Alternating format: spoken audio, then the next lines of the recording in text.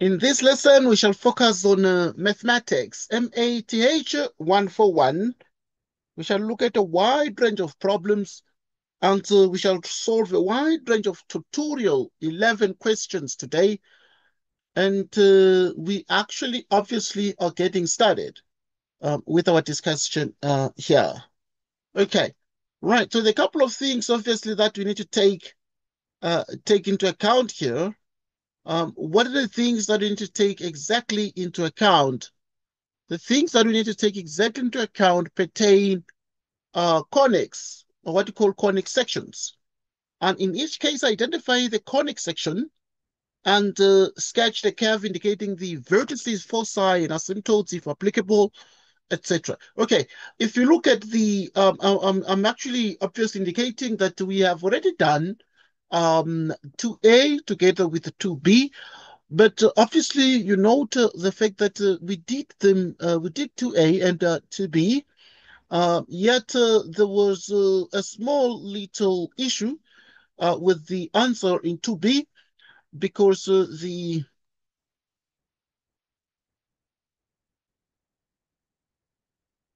okay,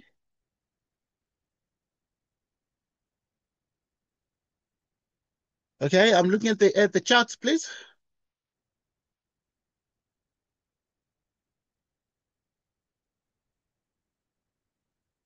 Okay, yeah, okay, you are obviously suggesting that we try to finish it now, then later focus on the complex uh, questions. Enter 10, number 2 and 3, please. Okay, that's fine. Okay, that's okay. We can always do that. Yeah, but we have time up to 6. We shall push up to 6 because up to 6, at 6, I need to bath. Because after bathing, then I'll have to go to a physical lesson from 8 until 10. I'll be teaching physically. So yeah, if we finish by 6, right, so yeah, we shall see. But yeah, we're saying that to be obviously an issue there, and we sorted it last time. But let us look at number 3. In each case, identify the conic section and sketch the curve indicating the vertices, the foci, up together with the asymptotes if applicable. If you look at 9x squared minus 18x plus 4y squared plus 16y equals 11, you see, looking at this, we have the ellipse with center 1 minus 2, vertices 1, 2, etc. Yeah, 1, 1 in that. Okay. Right. So now, let us identify this ellipse. We're doing A. So we have actually exactly 9x squared minus 18x plus 4y squared plus 16y. Okay. And therefore, I have that this is equal to 11. This is equal to 11. Right. So at this point, you then be in a position to then say,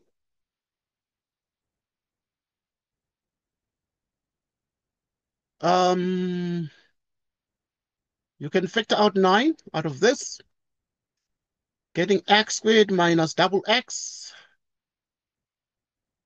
And then you can factor out a 4 out of this, getting y squared plus 4y plus 11. You can complete the square and by getting half of minus 2, you square it, minus the same thing.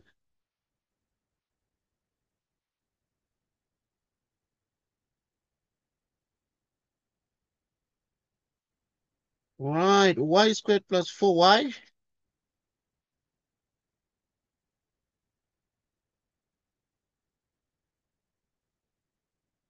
All right.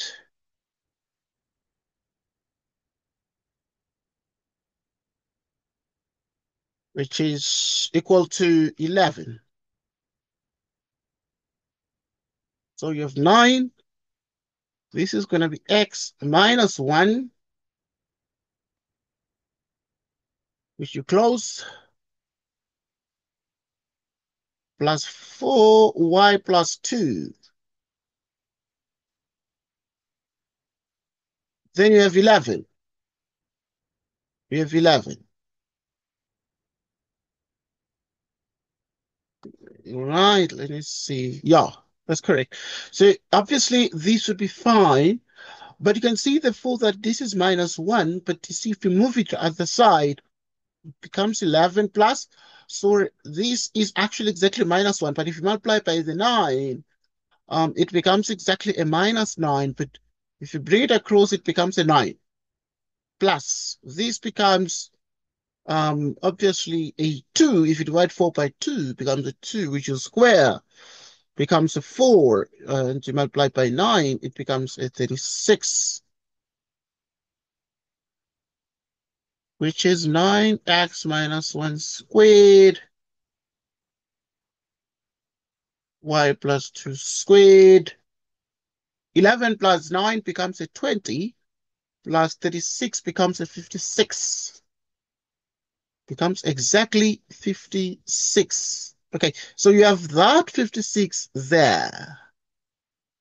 Right, we have exactly the 56 there. Just something to take note of.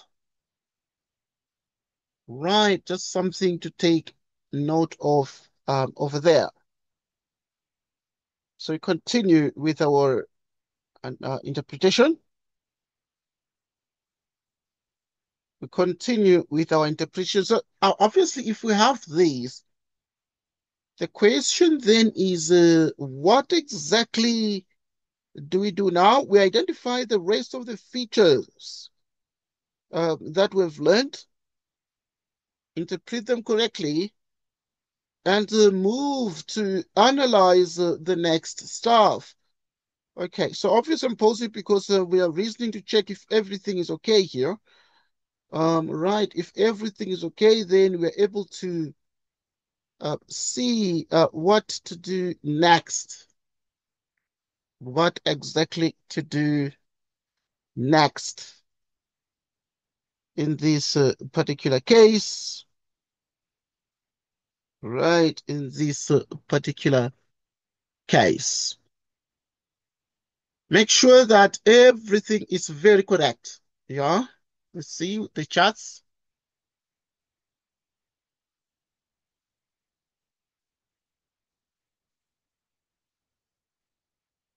Okay. How did you get 9?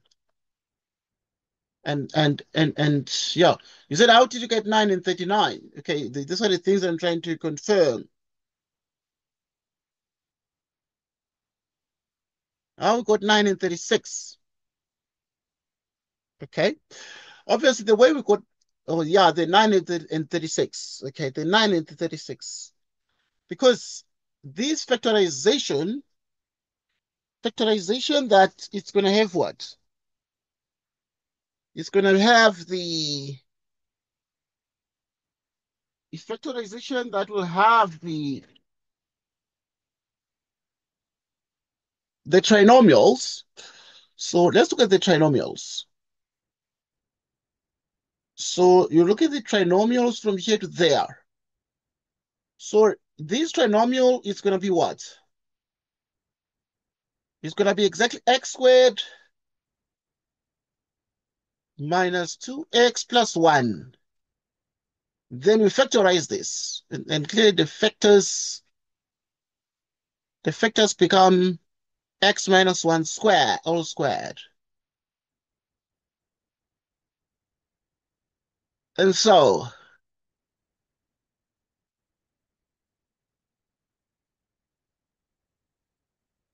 next you have y squared plus 4y. But if you take half of 4, you have 2. 2 squared is it's a 4. The factors of this become y plus 2 squared, which is this. But there are these extra things, this one and this one. But half of minus 2 is minus 1. You square it, it becomes a 1. But you multiply, it becomes a minus 1, obviously. You multiply by 9, it becomes minus 9. You move it across, it becomes 11 plus 9. Even here, you have half of 4, it's 2. 2 squared is a 4. 2 squared is what? It's exactly a 4.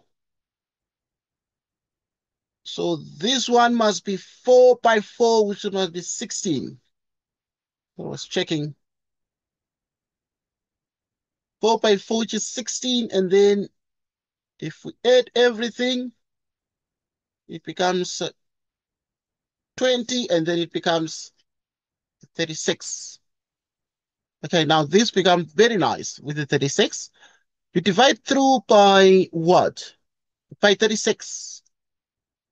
If you divide through by 36, it becomes x minus 1.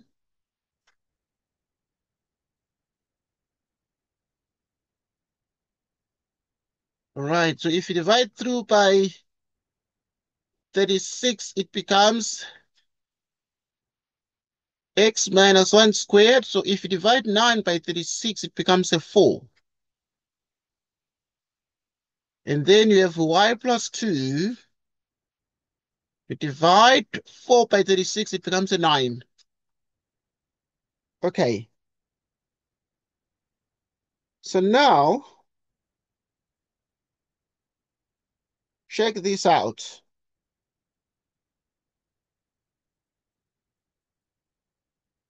Check this out.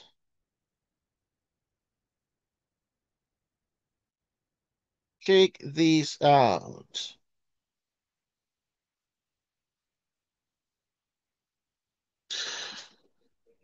So now, at this point,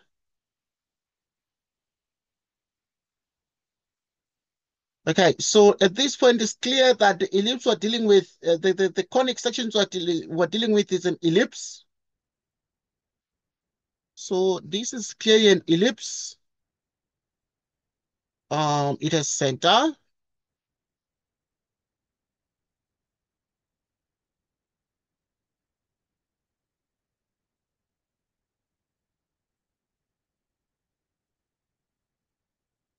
Right. So you continue.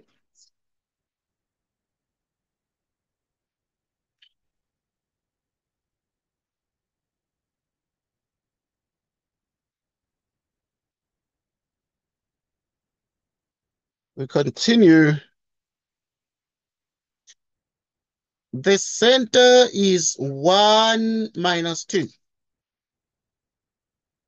The center is 1 minus 2. Corresponds with this. The description corresponds. Let us deal with the vertices.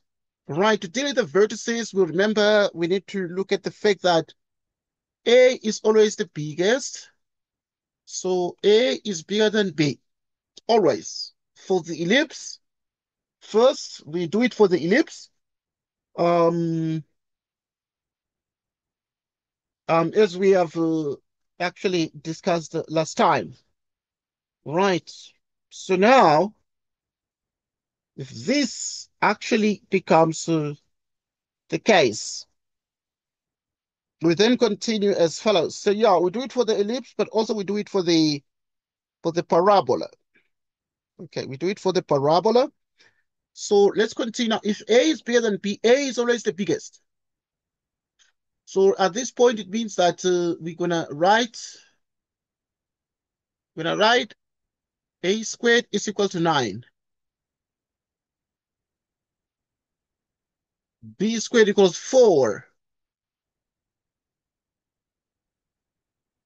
And this means A is 3, B is 2. If A is the biggest, then now to get the vertices, you consider the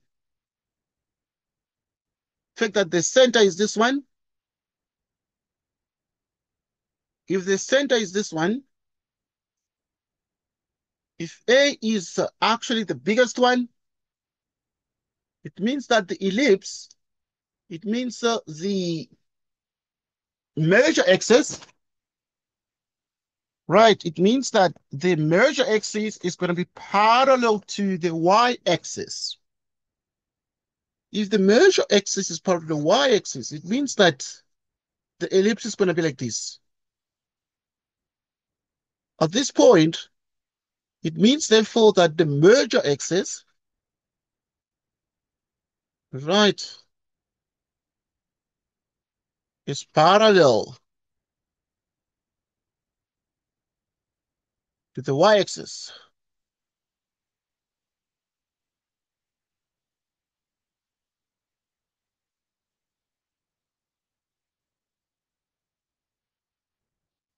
Parallel to the y-axis.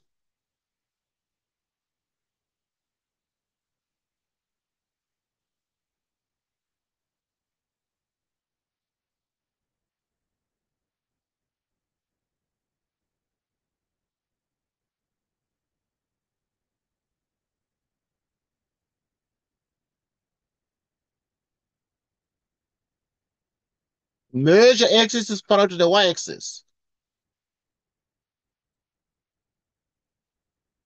Okay. So now let us ponder to look at these.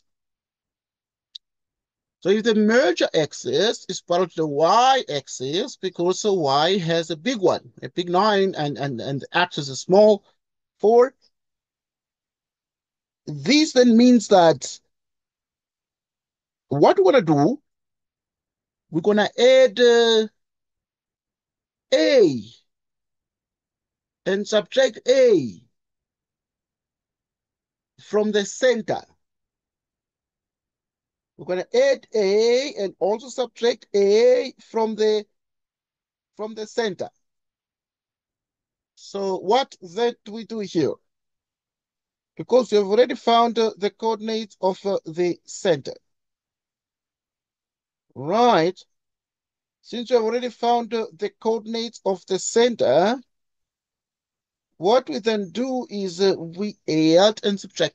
So now, if we have the A, right, so it would mean essentially the following.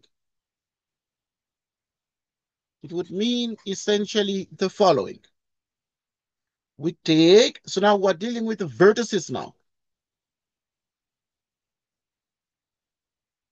Right, so now the center is this, and then we're going to add A. So if A is 3, right, and we consider the fact that, so you'd be interested in then saying the vertices themselves would be where? So the vertices themselves would have to actually be, one is going to be up, and then the other one is going to be exactly down. Right, so this is what we're going to do, dealing with our translated conics. Translated conics, both the parabola and the and the ellipse. Okay, there's more algebra I want us to do here, of course. There's more algebra that I want us to do here, of course. Right, there's more algebra that I want us to do.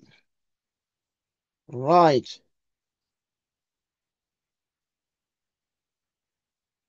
Right. Right. We continue.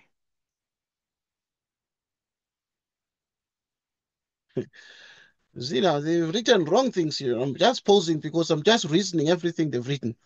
So the center is correct. But if, yeah, okay, possibly correct. Then you're going to add a 3. Yes, so they fine. Okay, I was thinking otherwise. So you're going to add a 3 because you add to the y, because it's part of the y-axis. So you have 1, 1. So this corresponds. I nearly thought was something else. So the vertices would be 1, 1, 1 minus 2. Then you subtract 3, you subtract A, and then it is minus 5. Yeah, so it's okay.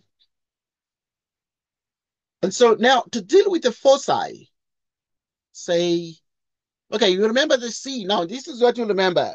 You need to remember these so that you don't get confused in the exam. Because here, A is bigger than, here A is bigger than what? Than B.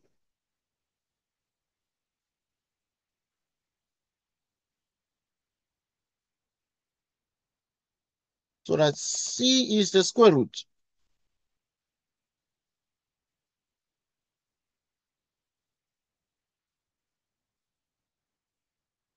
Okay, if you look very carefully, our A squared is 9, our B squared is 4. And this is 4. Okay, so check this out.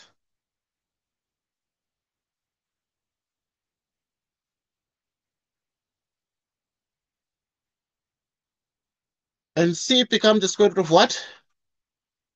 Of 5. Okay? And remember that you take the center. So now to get the foci, you take the center. What is the center? Is this one.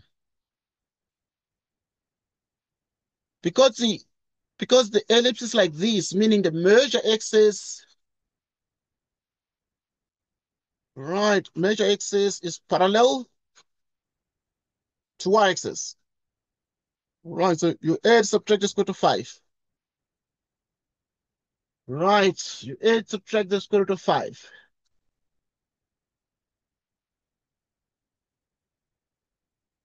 Add, subtract, the square root of 5. Right, so that becomes the answer. These become the foci. So it was a good memory for us to remember the ellipse. To remember the ellipse, we did the ellipse a while ago. The hyperbola we've just done recently, so we actually are able to remember the hyperbola.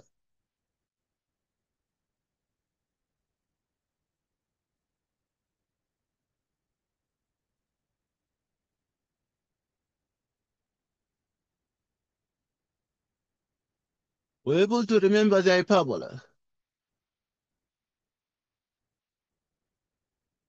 Right. We're able to remember the hyperbola. Okay. And so now, let us look at the next question. So now we're going to look at 3b. Okay, in view of 3b, we do the same thing. We need to complete the square, etc., and write it in square form. Okay, you see, whenever we have 4x squared minus 9y squared, minus 8x minus 36y minus 68 equals 0. We have precisely the following.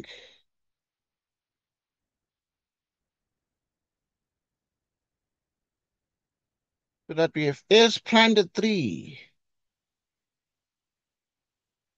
Right. Okay. Let's continue with this. So we're going to have here, we put the x's together. So 4x squared minus 8x. We group the y's together.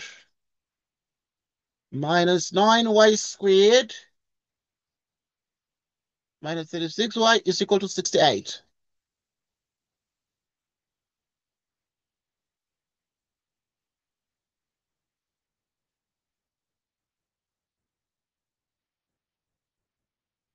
Yeah.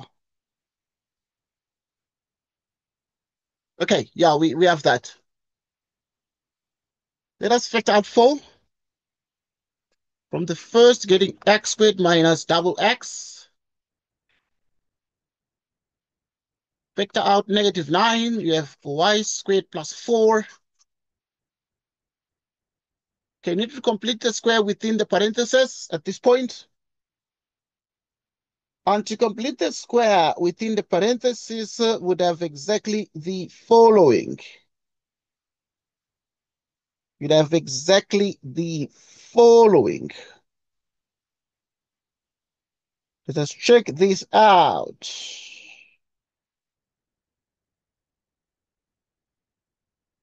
Right, let us check this out.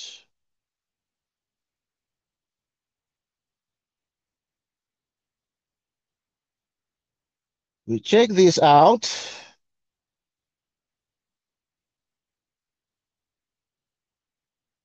Right.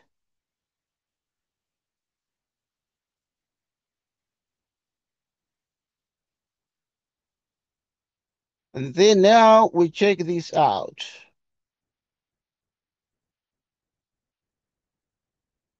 Okay.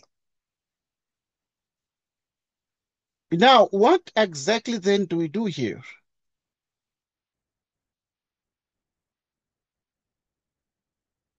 What exactly do we do here at this point?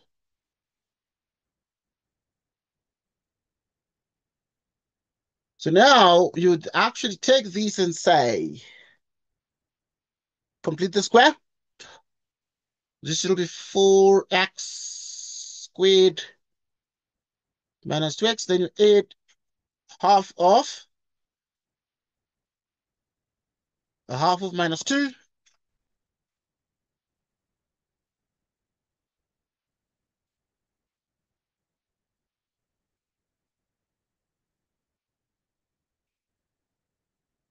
We have y squared. Yeah, this is a 4y, please. There's a y here. So this one becomes exactly plus 4y.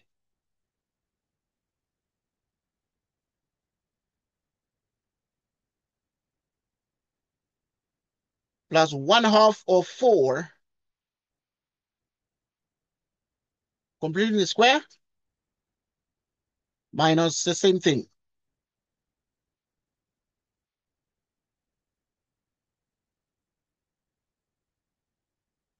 Which is equal to what?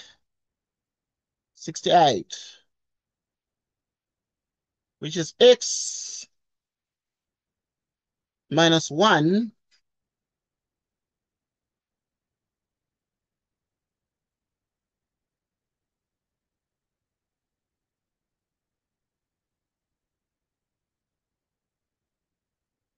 9. And then here, this one is going to be y plus 2 is equal to 68. Then you need to move the other things. Like here, this is going to be half of this, half of minus 2, which becomes a minus 1. You square it, it becomes a minus 1. But multiply by 4, it becomes a minus 4. You add it. Okay, half of 4 becomes 2. You square it, becomes 4. So you have minus 4. Okay, this is very important. So we're going to have minus 4, but we multiply it by minus 9. We multiply it by what? By minus 9.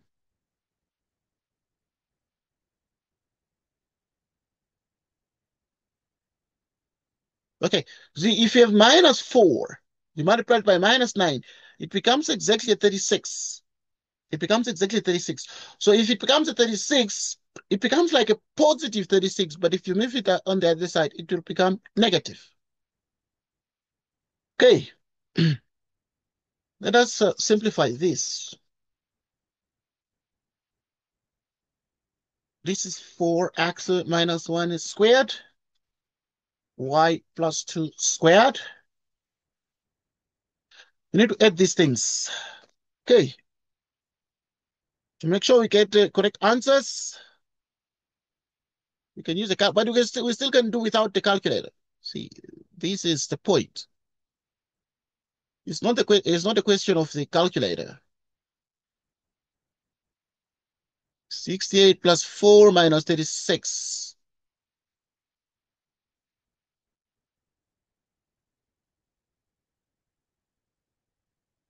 All right.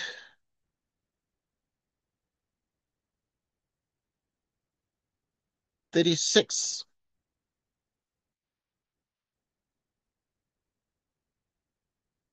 You divide by 36. It becomes x minus 1 squared out of 9. You divide 9 divided by 36, it's a 4.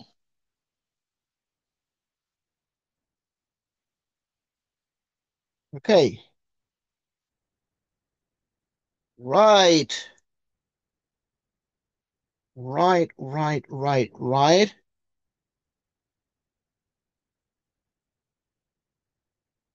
So we continue.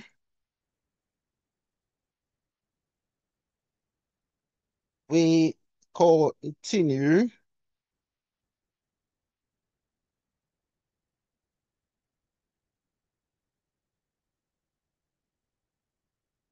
Right. We continue. Now, at this point, you then say,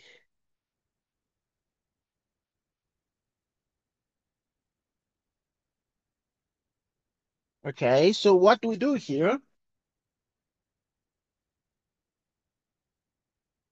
What do we do here? What do we do here?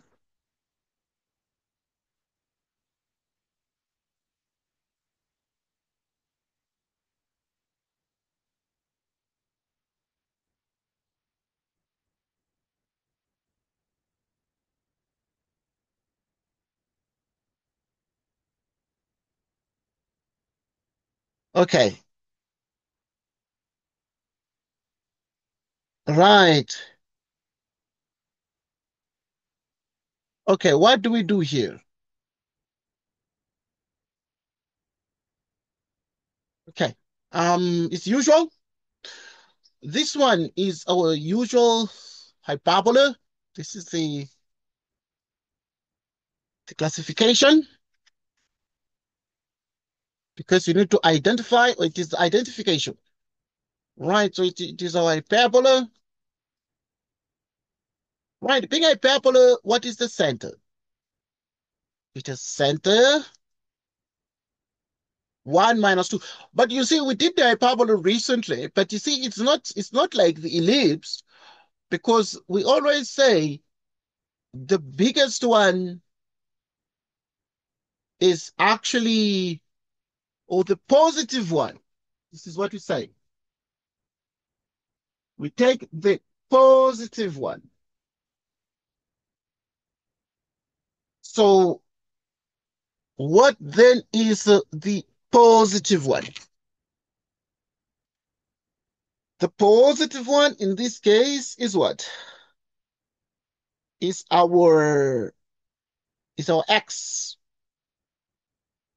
So if the positive one it's the x, then it means that the vertices are gonna be on the x. Right. So are gonna be parallel to the x-axis. So now we have a way to write this one properly. Right. So because the h is positive, we then say the focal axis. This is how we put it. The focal axis. Okay, we write the center also. We can start by writing the center. Okay, let's write the center. So the classification is that we have a hyperbola. with center, 1 minus 2, and focal axis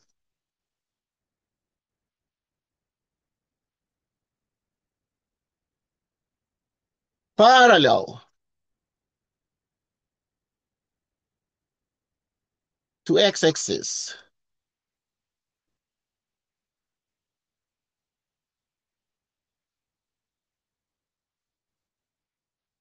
Okay.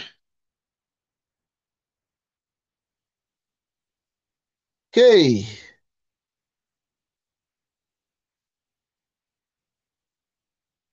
Okay.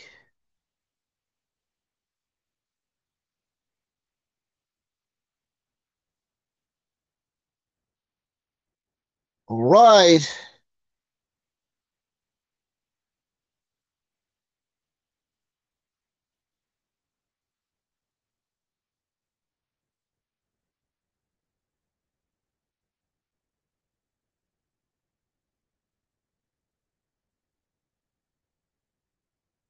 Okay.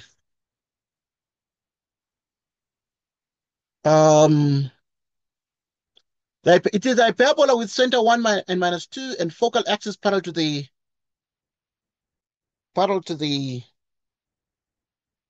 x-axis because x is positive. Because the x has a positive, the y has a negative. Okay, so to x-axis. The formula we use for this one is x minus h squared divided by a squared minus y minus k squared over b squared equals 1. Equals 1. Okay. So now, yeah, we have this. But now I want us to take us to, go back in memory to the conics we learned. Yeah, okay, because the other conics that we learned, but you see the other things we call rotated conics. These conics can be rotated. It's not only that the ellipse is like this and only its measure axis is parallel to the y-axis and the x-axis only. Sometimes it can be like this. I'm sure that you are yet to move to such things. Possibly, yeah, just that this one needs linear Sorry, algebra. Yes, please. sorry for taking you back, Nick. So Yes, on please. the previous thing, I forgot to ask, when On I the was drawing previous, the, this one, or the other one. I don't Okay, know yeah, if I do it yeah, wrong, this is yes, our I'm first one. going to ask, is, oh, okay, oh, my bad. Now I see, yes, okay, yeah, yeah, thank All you. right. Okay, good. Now, we look at this one, and now when you look at this one, there are a couple of things obviously we need to take into account. Um, right, we're dealing with the hyperbola now, but dealing with the hyperbola, there are a couple of things that obviously we need to take into account. And now it depends on the A we've got. Right, so this is how we write it. So we say since A is equal to something, this is how we write it. It depends on the A. It's because use this one, the A is the 3, A squared goes with 9. Since A is equal to 3, right, this implies that the vertices, what are the vertices? So now we can alter the center with A, but because we understand that this kind of a parabola, because x is positive, it's going to be like this and like that, relative to the x-axis. So that it's actually It's focal axis. Focal axis is parallel to the x-axis. Right. So now the vertices themselves are going to be somewhere there. So we change the center, but we understand that the vertices are going to move horizontal. So we're going to have one, and then we add three to it, minus two, but also we're going to get an answer.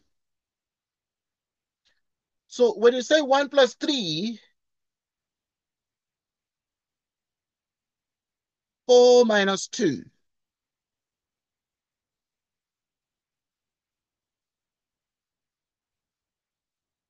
Okay, then we also have minus 3, which is minus 2, which is this. Minus 2, and 4 minus 2, which is 4 minus 2, minus 2 minus 2. Okay, so we found the vertices. How do we find the vertices? We find them from the center using A. What is A? In the case of how do we know which one is A here? Okay, so the A is actually what is associated with the positive. The A is what is associated with the positive. Right, so this is very, very important for us. Right, it's extremely, extremely important for us. Always for the hyperbola, we look for what is positive, and that is the A.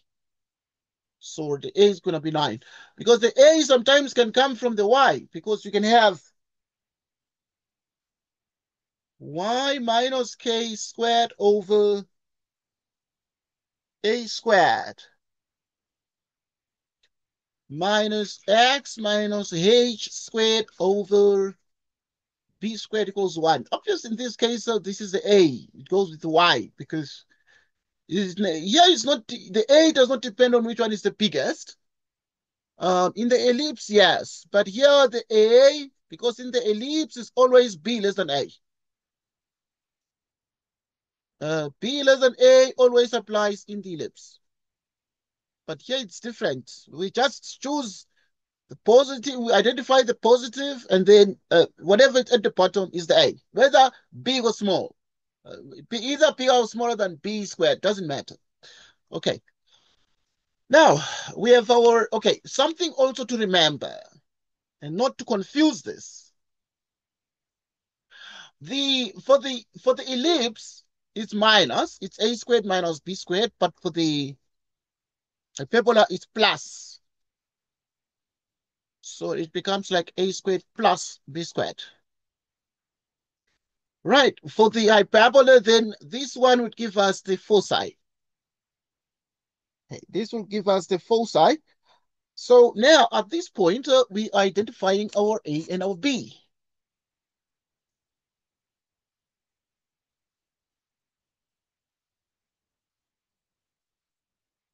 Okay, so, okay, what is our A squared? So now you see, therefore, that our A squared for the hyperbola is 9, and then our B squared is 4. And this becomes the square root of 13. Yay, we have it. We've got it. We've got it.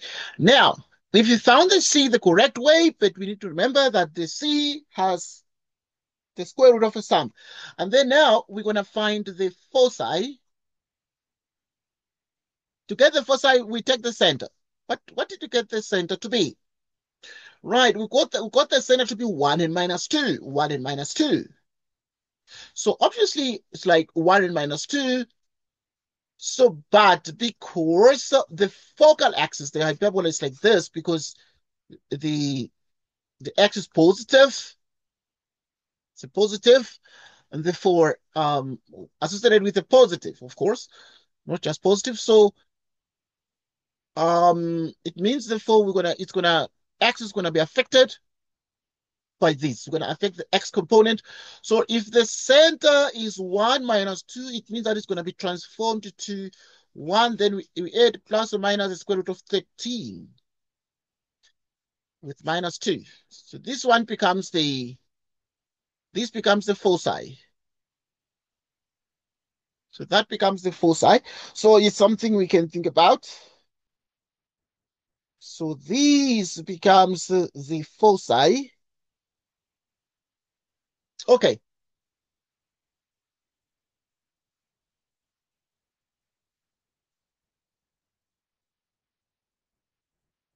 we continue.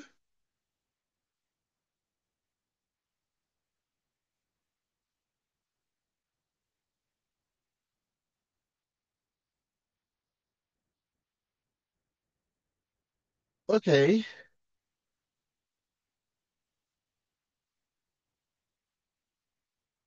so we move on.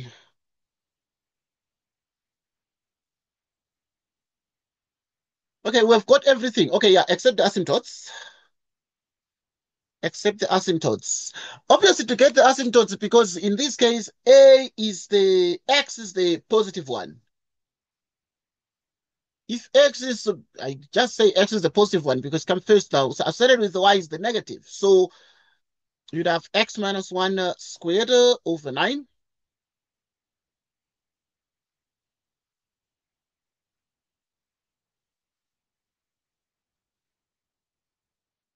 Y plus 2 squared over 4.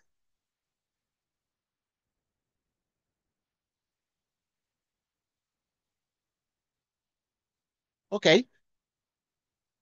If x comes first, we've already said that it's going to be y plus 2 equals b over a, of course, with plus or minus x minus 1. So y plus 2, then x minus 1. Okay, we can just easily remember it like this. So the a is always the positive one. The b is going to be the square root of this. So it's going to be plus or minus 2 out of 3, and then x minus 1. But now, in the textbook, and in the exam, you're allowed to write asymptotes like this because this is a textbook. Okay. And then now you come and then say,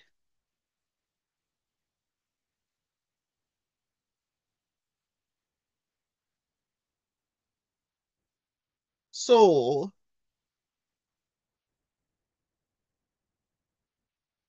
so you have 0, which is x squared out of 9 equals to y plus 2 squared out of 4.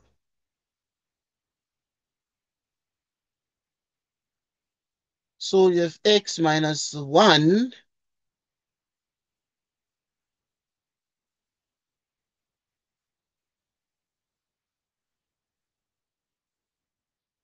Okay, so you take the square root.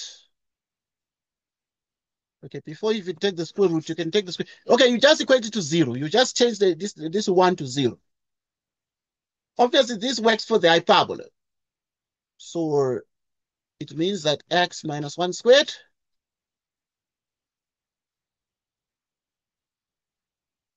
and then take the square root.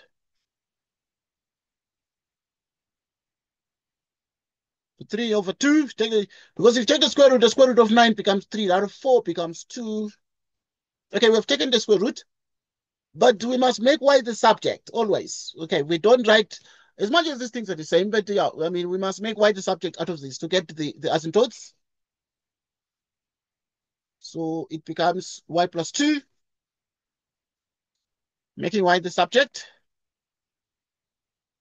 2/3, like this. And this becomes the answer, which is the asymptotes there. So, but we can always say, if x comes first, then it is what? It is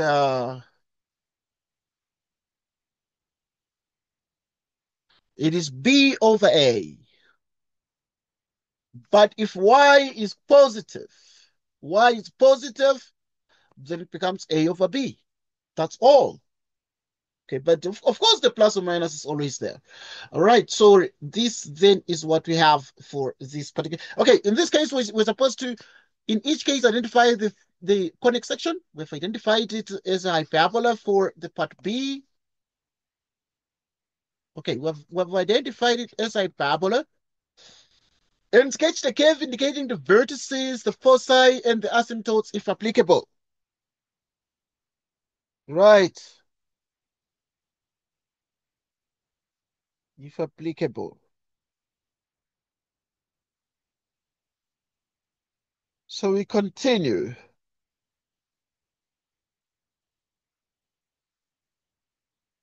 We continue.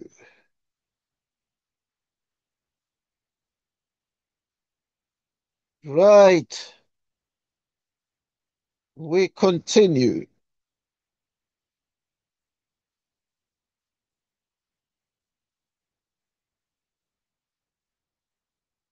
We continue.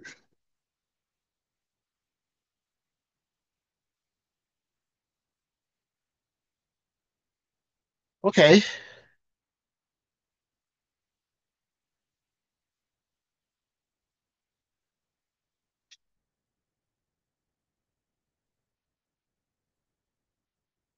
Right. So we continue.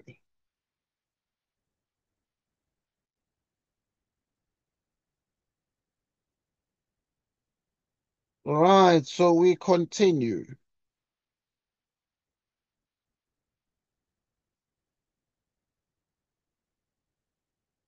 Okay. Next question. Number four. Number four. Okay. So now we deal with this one. Find an equation of the parabola. So we're right back to the parabola we did last time. But now the parabola is traced by, so now just remember the properties of the parabola. So the parabola are four of them. There are four of them. It's unlike the hyperbola and the ellipse, which are only two. What do I mean by, okay, because let us revise a little bit the properties of this. So now there is what we call hyperbola.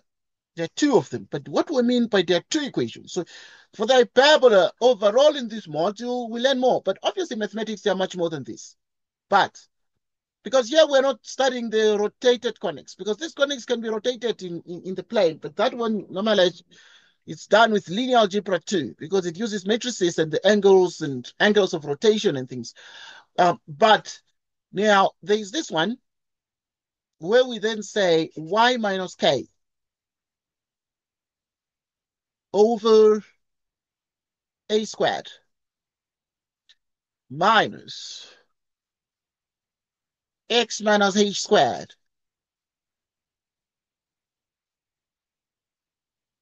Right, so you have x minus h squared,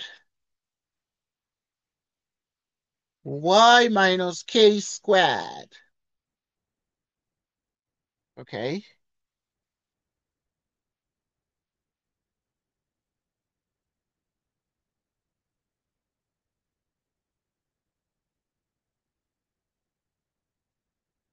All right.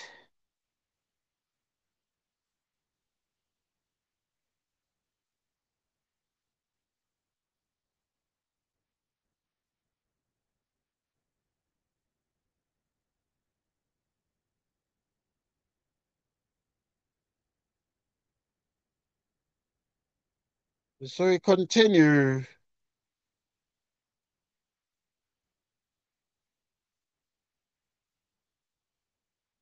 Okay. The hyperbola is like two of the formulas. Then we study also the ellipse. Okay, what do we know about these equations? It's not just equations, but they have specific properties. Okay, we have just recently studied this, so we can remember. This is just about the focal axis. So now we then say that this is the description. We say it has center. Okay, so there's more description, of course. What I want to say is we say the way we describe this hyperbola, we say according to the textbook, it's not according to me. We say hyperbola center. The conic is hyperbola center HK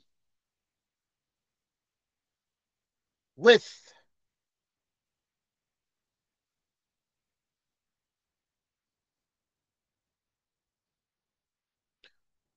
Right.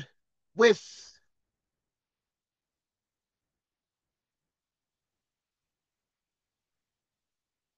Width.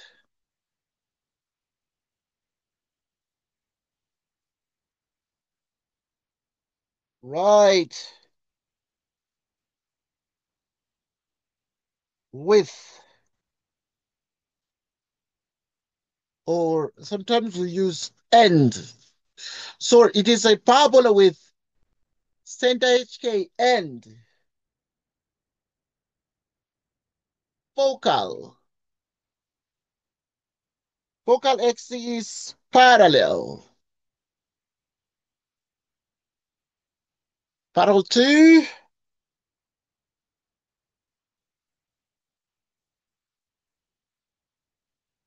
parallel to y-axis. This one becomes a parabola with center,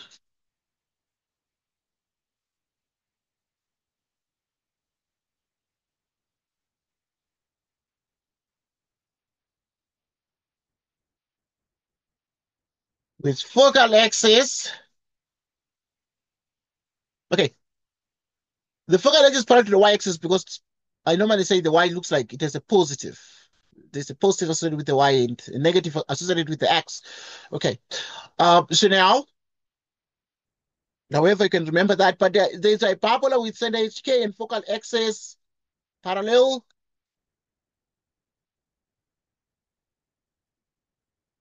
Right, because the x is like associated with the positive, so it's parallel to x-axis, parallel to x-axis,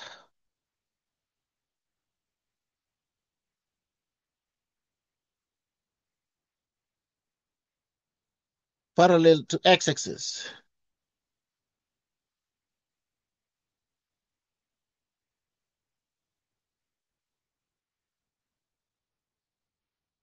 parallel to x-axis. Okay, yeah, I'm just describing the two equations we learn. For the ellipse, there are also two. Okay, but for the hyperbola, there are many. So now we're going to discuss, there are four of them for the parabola. But for the ellipse, there are also two. What are the equations that pertain to ellipse? How many equations how many formulas that I was supposed to know? We need to know x minus h squared for the ellipse, but it's x minus h squared, then we have a squared. Y minus k squared over b squared equals 1. B less than a.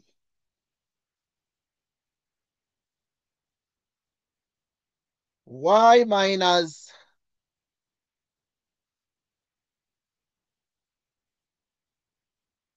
right, so this is what we have. But you see the tendency for the ellipse, so I'm gonna put either we do this one or the other one. So you have y minus right,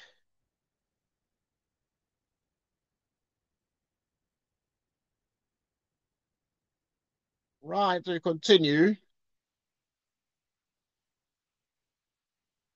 So y minus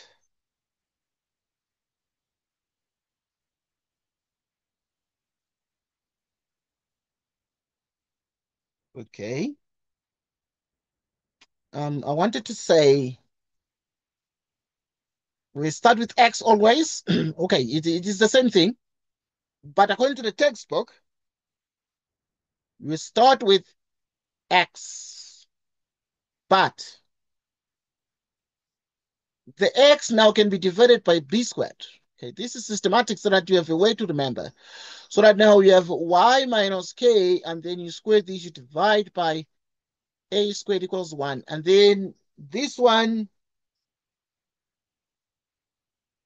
is always b less than a. So the a is always the biggest. So with the ellipse, it's always b less than a. But, okay, what exactly do we note here? What do we take note of? What we take note of is that in the case of the ellipse, because I want us to be able to remember the properties of these so that you don't confuse these things, but you can easily be in a position to identify them in a problem and to be able to recall the correct properties that apply to a given conic section. So now the x minus here you say b less than a. B less than, so if b is less than a, this one is the merger axis. This would be the merger axis. So here a is always the biggest, but sometimes the biggest one is under x, sometimes the biggest one is under the y term. Okay, but here for this one we then say the merger axis. Measure axis parallel to, because here the x associated with the biggest one parallel to x-axis. Here the measure axis parallel to y-axis. Measure axis parallel to y-axis. Measure axis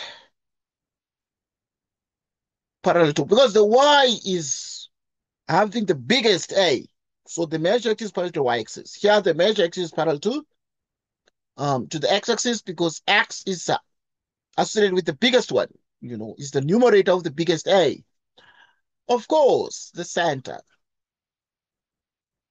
The center is HK. Okay, I'm looking at how the textbook classifies these things, please. This is the textbook classification. Anton. Anton. I'm also looking at Anton as I'm discussing with you now. To make sure that everything is aligned with Anton. Because the tabs are from Anton. But the center is HK. Okay. Now we come to the biggest discussion. The four conics. We come to the biggest discussion about the four conics.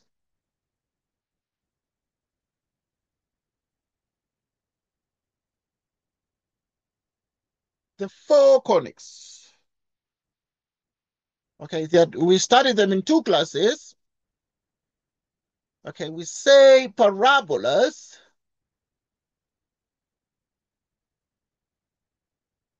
Parabolas according to Anton, not according to me. So we're going to classify this with simplicity. Parabolas with the vertex. By Anton, I mean the textbook. Okay, you can be like, okay, but who is Anton? Is the textbook prescribed for you guys? I sent you the copy last time. So now, parabolas with vertex, HK, and axis parallel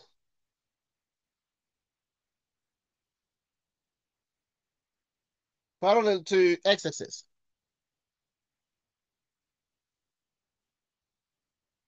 which is y minus k squared per p x minus h. And then we write here opens right.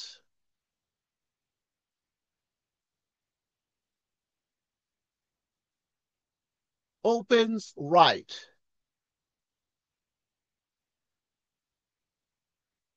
Opens right.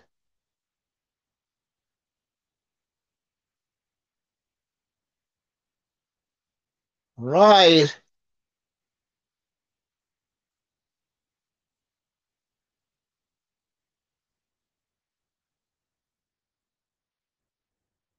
Okay.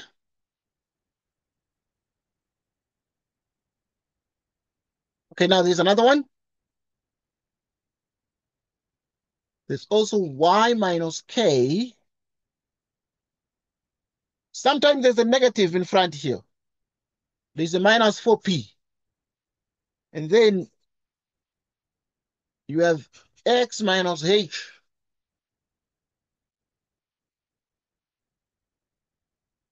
Opens left.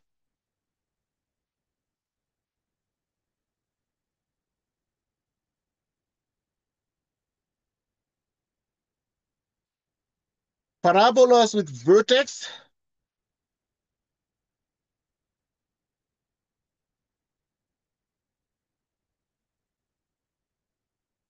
And x's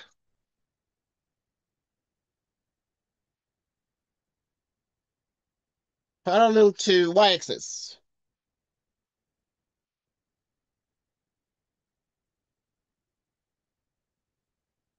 X minus h.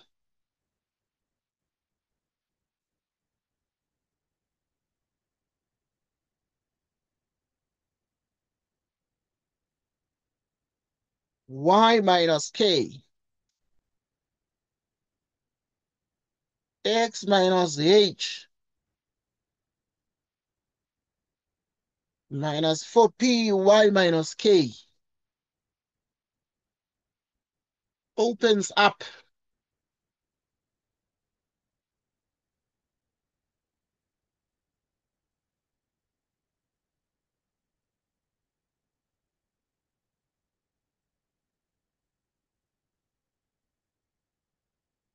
And then opens down.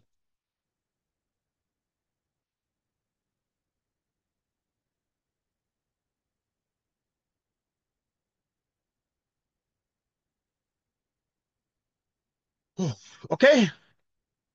These are the four parabolas. These are the four of them.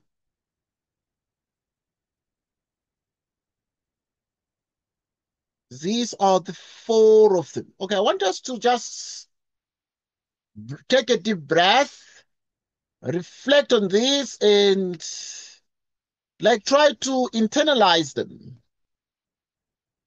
It's not about just having these formulas, but remembering them. So you can have the y minus k all squared, but then we have 4px minus h. But because, so you look at it in terms of the cardinal axis, somebody calls it the cardinal pillars. So here, why there's a sort of a positive in front. You can imagine it like that. The y squared is sort of a positive. The 4p is like positive because the p is positive all the time. So now, because of that, then you can see that the x is what? The x is positive. So this kind of a graph is going to open right because x is positive here. What about this one? If x is negative, okay, here x is positive. If x is negative, then this one is going to open left. Okay, so this is for the x's. This is for the y's. The y's. But if y is positive, it opens up. Y is negative, it opens down. Okay. Okay, now we are right back, and then we have everything. We're trying to remember the properties of these shapes. We're trying to remember the properties of these shapes. Let's not waste the whole day on the shape, on the properties. Let us tackle the question. Find an equation of the parabola traced by a point that moves. Okay, that's very interesting. It's traced by a point that moves so that the distance from 3 and 6 is the same as its distance to the axis.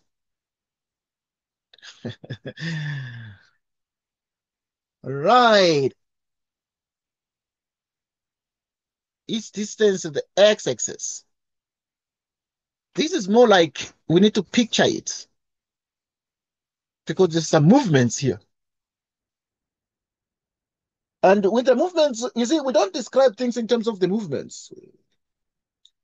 Most of the time, we actually describe things in terms of the directrix, the vertex, the focus, and so on. Okay. Find an equation of the parabola traced by point that moves so that its distance from 3 and 6, there is a part where x is 3 and y is 6.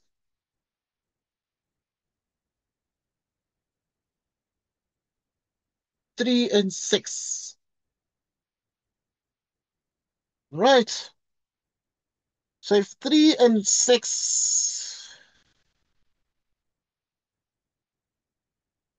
it is exactly the same as what?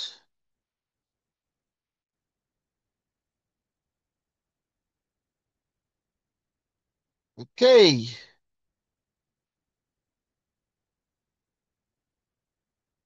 Right.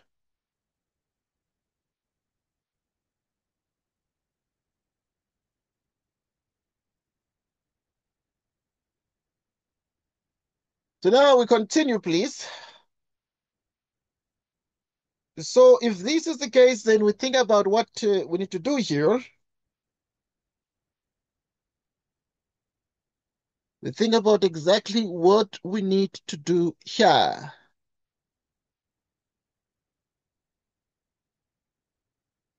We think about what we need to do here.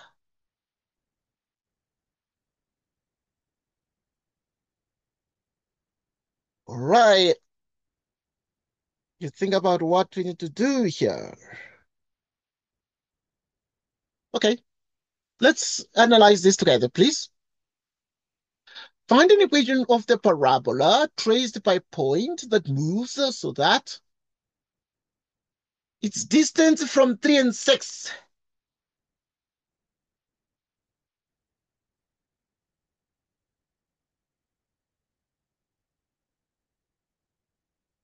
Point that moves so that its distance from 3 and 6 is the same as its distance to the x-axis. Right, and its distance from the x-axis is what? It's exactly 3, 6 units, 6 units. Okay, because it's how high we go, how high you go. So we go up to y. So it's 6 units. That is the distance. Okay, so find an equation of the parabola traced by a point that moves so that its distance from 3 and 6 is the same as its distance to the x-axis.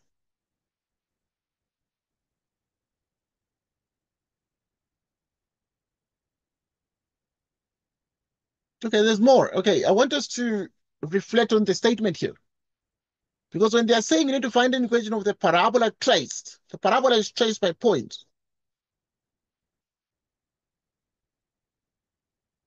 that moves so that its distance from 3 and 6, there's a point whose distance from 3 and 6 is the same as the point's distance from the x-axis. So there's another point whose distance from the point 3 and 6 is the same as the point's distance from the x-axis. Okay. This describes the focus. This describes what we call the focus. The focus is the sort of point that we're talking about here, but there's more. There's more that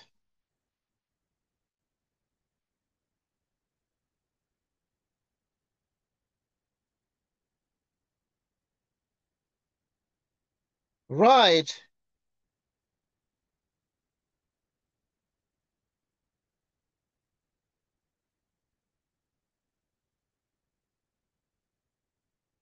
Right.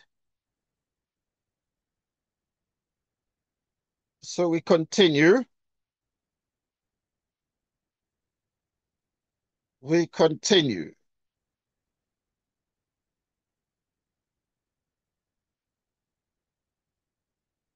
We continue.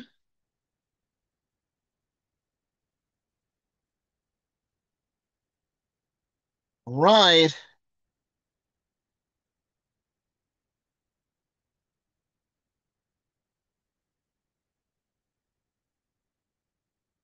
Right. We continue.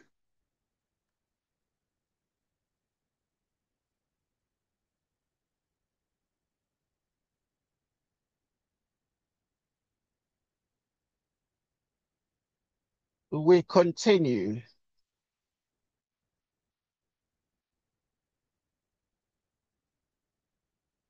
Okay, y'all.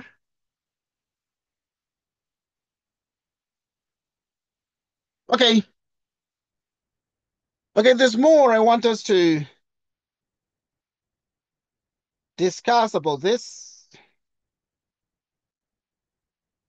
There's more I want us to discuss about these. Right. There's more I want us to discuss about this.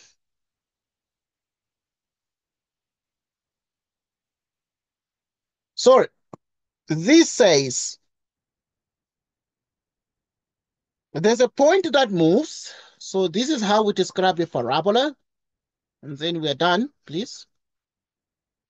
This is how we describe a parabola in general. If this one is the focus, we describe a point that moves. This point that moves, if the parabola is like this, we describe a point that moves and you call it an arbitrary point, P.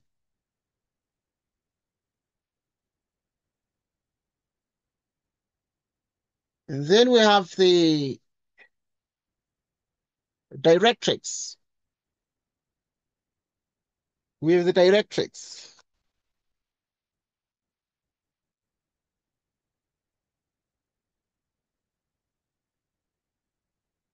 We describe a point that moves, and here's the point that moves. So this point is what is tracing the shape. But we describe it in terms of the distance. Its distance is measured from the focus.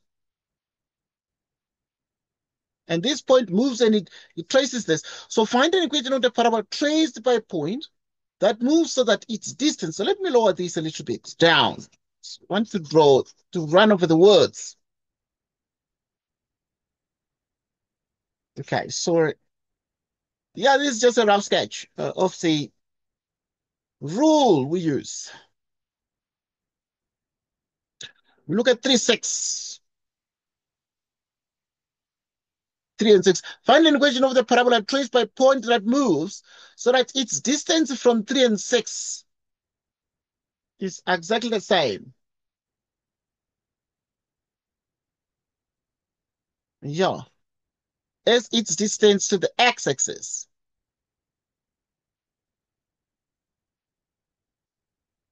Right. So now we actually obviously would be interested in looking at how we can actually obviously deal with this. But a couple of things that we need to remember. We need to remember these specific rules and think about the direction in which the whole thing opens. Does it open right? Does it open left? Does it open up? Does it open up and down? And therefore the rest of these. So if we then look at that and then say, what then we have as the 3, 6 gives us the a focus or a point related to the focus at least, or a cousin point to the focus, if one likes to say. So you then say, for instance, you then actually have an x minus 3, and then you would have a 4p, and then what would be you have the 4p and you have the y minus what? If it's y minus a certain number, what number would that be? So these are the things you actually think about. We suppose that it is x minus h squared, 4py minus k. It's the formula that we can select.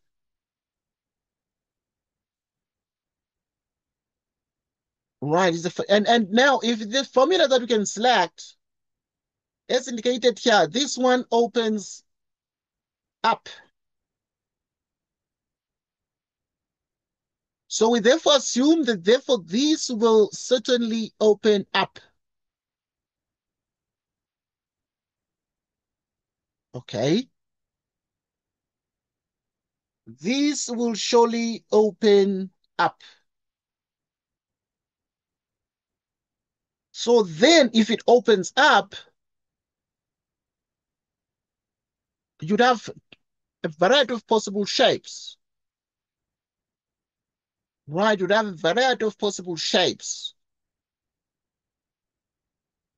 You then say, this will be its possible shape.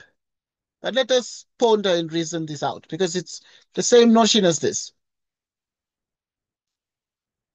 Right, then now, if this is the point, and we assume once again it's the focal point.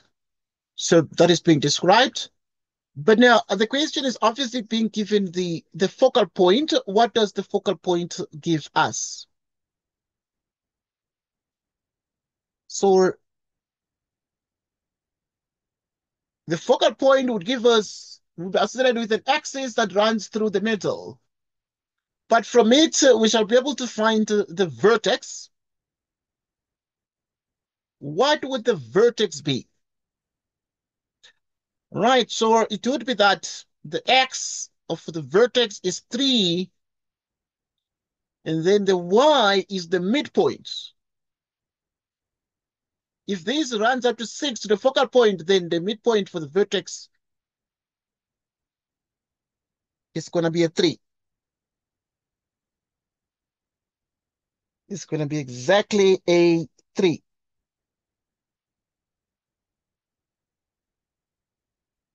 Right, so um, there's more I want to say here.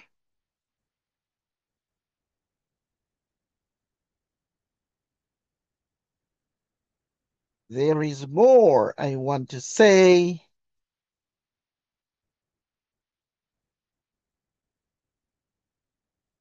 There is certainly more I want to say. If we assume this is a vertex, of course we will say much more. You then have that x minus 3 squared, 4py minus 3.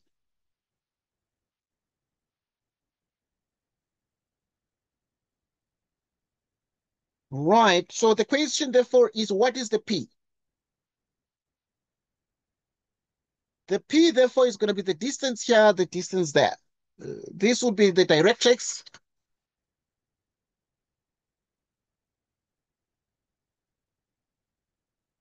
What would the distance be?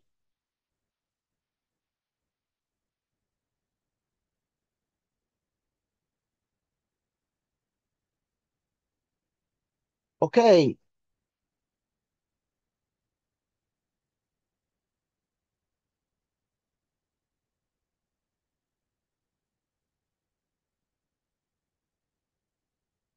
So,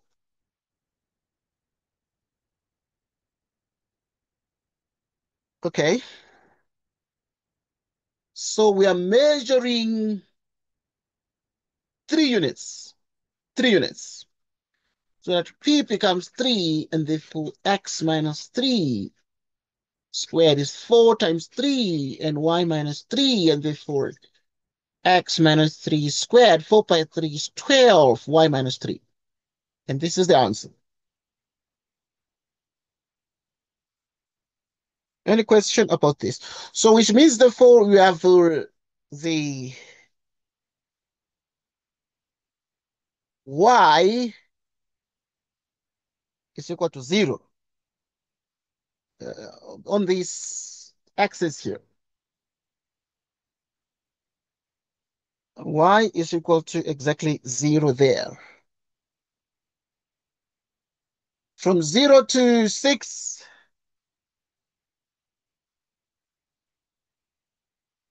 right? Okay, at this point is 3, 3 to 3, 6, then is 3, 0. 3, 3 is the vertex.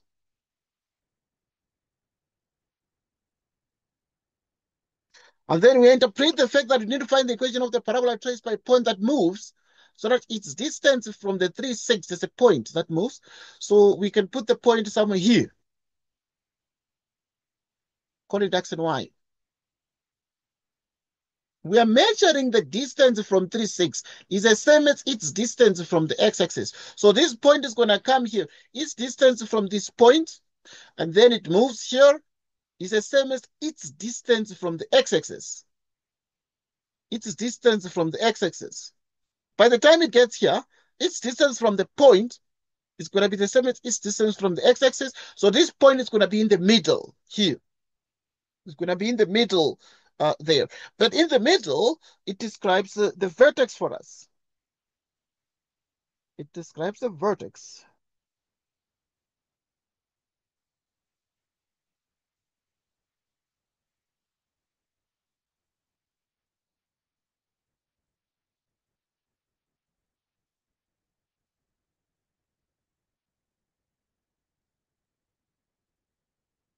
Okay, yeah, so that is the answer.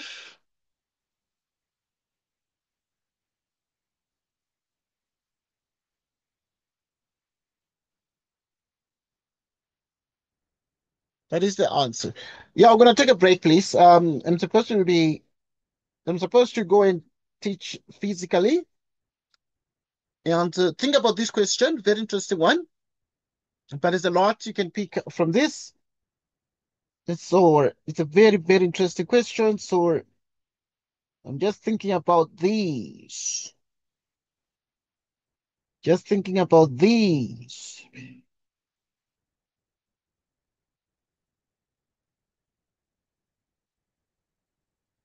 Just thinking about these.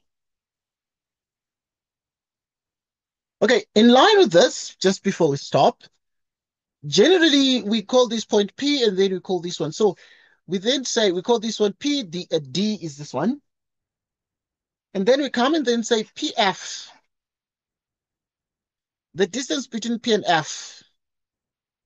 We find the distance. What is the distance by the distance formula between P and F? It's going to be X minus P by the distance formula squared and then Y squared. Then we find another distance between P and D.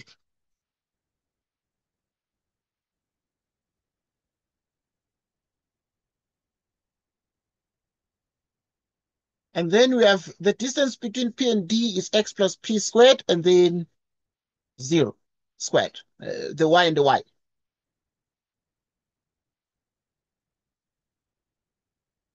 Right, so if we then say the distance of this point, the point P, it's moving.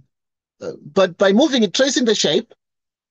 And so we're then saying, using the words of the examiner, to say its distance from 3, 6, which is its distance from what we call the focus.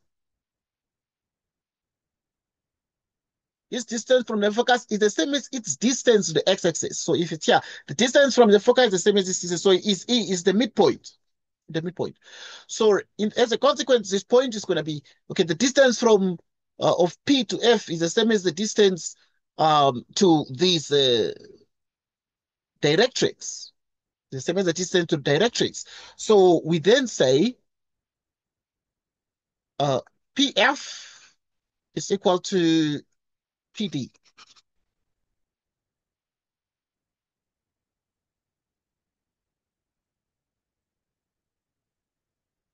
Which is x plus p. Okay.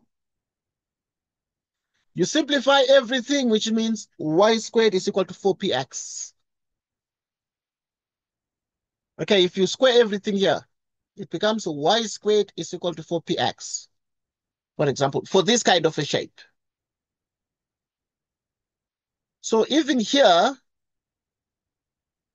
one way to do this question is to do the following, which is nicer. It's not the only way to do it in red. So you're going to do it in short in the in blue. We're going to say the distance of this point. Find an equation of the parabola traced by a point that moves so that its distance from 3, 6. Here is the point xy. Its distance from 3, 6 is the same as its distance to the x-axis. The distance of the point to the x-axis, what is the x-axis? The x-axis would have x, a coordinate, and then y is 0. Y is 0. So which means that the distance you can use a formula here. Okay, you can say if this point is F, P, and this one is called D for the directrix, then you can find the distance between P and F. So you can say PF is the same as PD. Okay, you can write some steps like this. And then what is PF? It's x minus 3 squared. Then you do y minus 6 squared is equal to, then its distance from the x-axis. So the x and the x minus x is going to be 0, giving us only y squared. Okay, obviously the distances are equal, so you have square roots there, but we square both sides. And if we do, you would have exactly that. Okay, like we have done here, so it's going to be x minus 3 squared,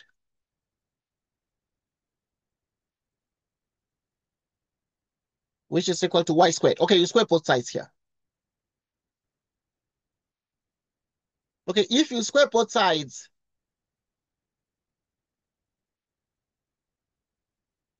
x squared minus 6x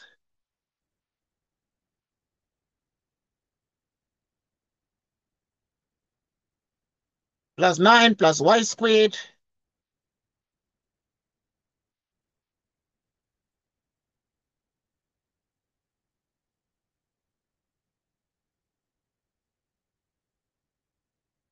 okay, I'm going to do it in green color.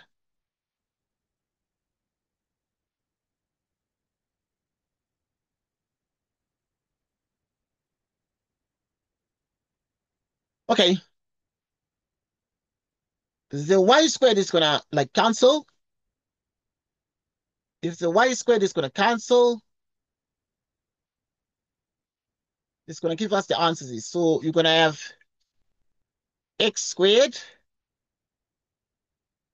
minus 6x, the 9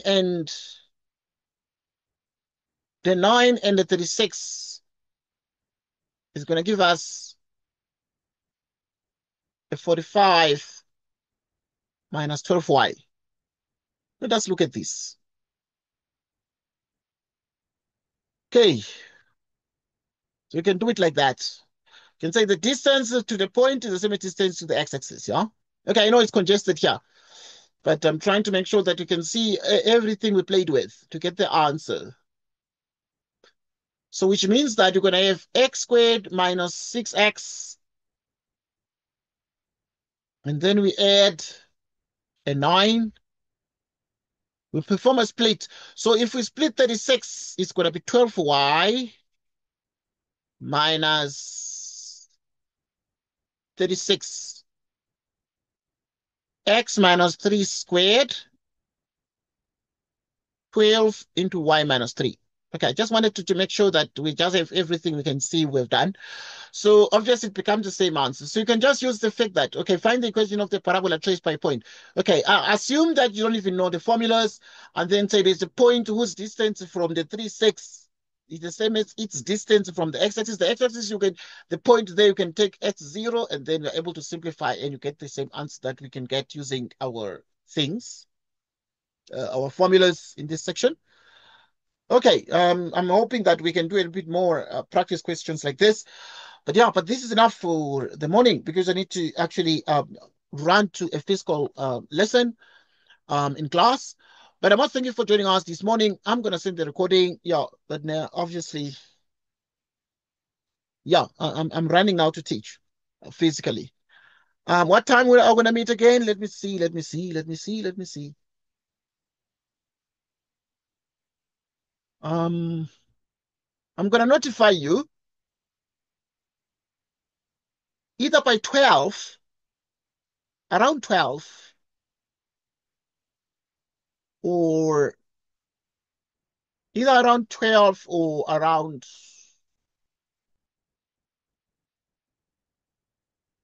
or around 2, 12 or 2, or both. Okay, so yeah, I will send you a notification there that you can continue. Right. So yeah, thank you so much for joining us this morning. I'm gonna send the recording, but now I'm running to teach. Yeah. I just have a meeting from 8 until 10, and then I'm gonna be right back after 10. So yeah, I can only be in a position to log in and communicate in the neighborhood of 12 so that I can do something. And we see what to do. Okay, thank you for joining us right now. Until I'm gonna notify you of the correct time because I don't want to make mistakes. I don't want to give you empty promises of time that is not gonna work, that I'm not gonna be able to keep. I don't want that. Right. So yeah, I'm gonna send you the time. But thanks again for joining us. We shall meet again, obviously, in the afternoon. I'm gonna send you the notification of time. But thanks then. Take care, goodbye, and enjoy your morning. Goodbye.